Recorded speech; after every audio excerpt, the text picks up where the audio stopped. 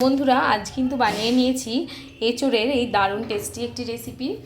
একদম কম তেল মশলা দিয়ে বানানো এই এঁচোড়টা খেতে কিন্তু ভীষণই টেস্টি হয়। আমি যেরকমভাবে বানিয়েছি ঠিক সেভাবে আপনারা বানান, দেখবেন দারুণ দারুণ টেস্টি লাগবে। গরম গরম ভাতের সাথে কিংবা রুটির সাথেও আপনারা এটা খেতে পারেন। তো চলুন শুরু করছি আজকের এই কাঁঠাল বা এঁচোড়ের রেসিপি।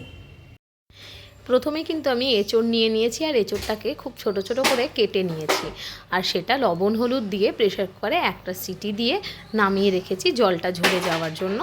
এবারে একটি গরম হতে দিয়েছি, তেলটা গরমও হয়ে এসেছে। এবার তেলের ভেতর দিয়ে দেবো, তেলের ভেতর দিয়ে দিচ্ছি একটা তেজপাতা, দুটো শুকনো লঙ্কা, একটা লবঙ্গ, একটা এলাচ আর একটা দারচিনি, দিয়ে দিচ্ছি সামান্য একটু পাঁচফোড়ন। সমস্ত মশলাটা একটু ভেজে নেব। এবারে প্রথমেই কিন্তু আমি যে আলু টুকরো করে রেখেছি সেই আলুটা কিন্তু এর ভেতর দিয়ে দিলাম।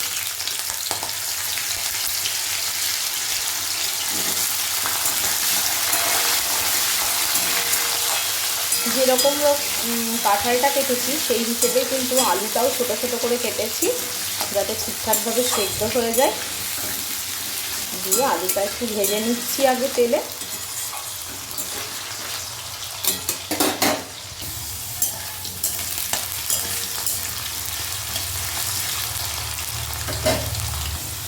আলুটা ভাজার সময় দিয়ে দিচ্ছি সামান্য একটু লবণ। লবণটা দিয়েও কিন্তু একটু আলুটা নাড়াচাড়া করে নিয়েছি। এইবার এর ভেতর দিয়ে দেব কুচিয়ে রাখা পেঁয়াজ। এখানে কিন্তু একটা বড় সাইজের পেঁয়াজ আমি নিয়ে নিয়েছি, যেটা লম্বা লম্বা করে কেটে নিয়েছিলাম। এবার সেই পেঁয়াজটা এর ভেতর দিয়ে দিয়েছি। পেঁয়াজটা দিয়েও কিন্তু খুব ভালো করে আলুর সাথে মিশিয়ে নেব পেঁয়াজের কালারটা যতক্ষণ না ব্রাউন হয়ে যাচ্ছে ততক্ষণ পর্যন্ত। পেঁয়াজটা এবারে একটু ব্রাউন কালার চলে এসেছে, এর ভেতর কিন্তু সেদ্ধ করে রাখা এঁচোড়টা এবার আমি দিয়ে দেব। এবার এঁচোড়টা দিয়েও কিন্তু আলু আর পেঁয়াজের সাথে খুব ভালো করে ভেজে নিতে হবে। আর যত ভালো করে এঁচোড়টা ভাজা হবে ততই কিন্তু খেতে টেস্টি হবে। তো সেই রকমভাবে এঁচোড়টাও আমি ভেজে নিচ্ছি একই সাথে সমস্তটাই। এঁচোড়টা ভাজার সময়টা এখন দিয়ে দিচ্ছি সামান্য একটু হলুদ, অল্প করে দিয়েছি এখন ভাজার সময়, আর দিয়ে দেব সামান্য একটু লবণ।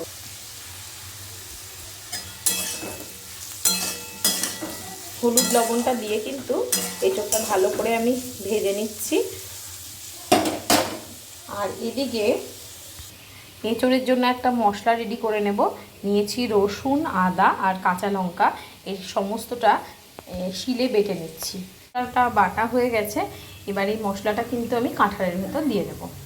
কাঁঠালটা ভাজাও হয়ে গেছে, দিয়ে দিলাম বেটে রাখা মশলাটা। খুব ভালো করে মিশিয়ে নেব মশলার সাথে। এবার মশলার সাথেই কিন্তু কাঁঠালটা খুব ভালো মতো কষবো। আর এর ভেতর আরও কিছু জিনিস আমি অ্যাড করব, দেখতে থাকুন কী কী দিচ্ছি। দিয়ে দিচ্ছি হাফ চামচ জিরে গুঁড়ো, অল্প একটু লাল লঙ্কার গুঁড়ো, দিয়ে দিচ্ছি হাফ চামচের একটু কম ধনে গুঁড়ো, আর দিয়ে দেব হলুদ গুঁড়ো। প্রথমে যেহেতু খুব অল্প পরিমাণ আমি হলুদটা দিয়েছিলাম, এখন যতটা সবজির জন্য লাগবে, মানে কাঁঠালটা রান্না করতে লাগবে, ততটা কিন্তু আমি হলুদ দিয়ে দিয়েছি।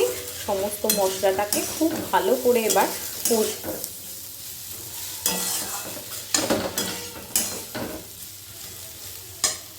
কষার সময়টাই কিন্তু দিয়ে দিচ্ছি সামান্য একটু জল, যাতে মশলাটা পুড়ে না যায়, সেজন্য।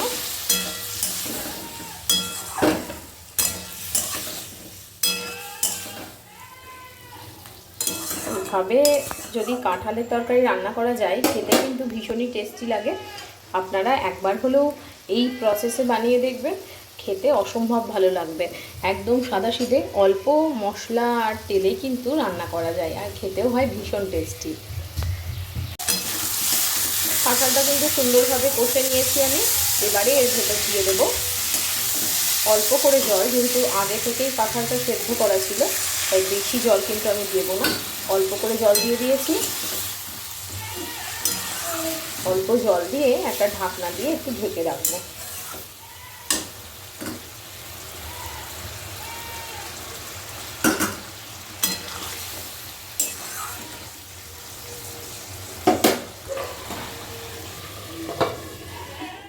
ঢাকনাটা খুলবো, আর দেখুন কাঁঠালের থেকে কিন্তু জলটা অনেকটাই শুকিয়ে গেছে। এবার দিয়ে দিলাম একটু গরম মশলা বাটা, যার মধ্যে ছিল একটা এলাচ, লবঙ্গ আর দারচিনি, সমস্ত শিলে বেটে নিয়েছি।